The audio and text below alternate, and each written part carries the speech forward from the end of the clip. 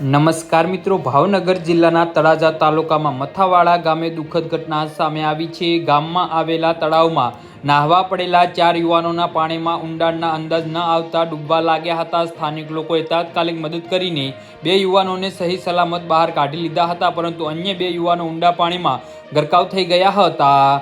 જી હા મિત્રો, અત્યારે હાલના સૌથી મોટા અને દુઃખદ સમાચાર સામે આવી રહ્યા છે। તો મિત્રો, સમાચારમાં વધુ વિગતવાર વાત કરીએ તો મળતી માહિતી અનુસાર યુવાનો ડૂબવા લાગતા તેમને બૂમાબૂમ કરી મૂકી હતી અને અવાજ સાંભળીને દોડી આવેલા સ્થાનિક લોકોમાં ભારે સાહસ દાખવીને 2 યુવાનોને સમયસર પાણીમાંથી બહાર કાઢી તેમનો જીવ બચાવી લીધો હતો। જો કે અન્ય 2 યુવાનો પાણીના ઊંડા ભાગમાં ગરકાવ થઈ જતા સ્થાનિક તરવાયાએ કલાકો સુધી ભારે જહેમત ઉઠાવીને રેસ્ક્યુ ઓપરેશન હાથ ધર્યું હતું। આખરે બંને યુવકોના મૃતદેહ જ બહાર આવ્યા હતા।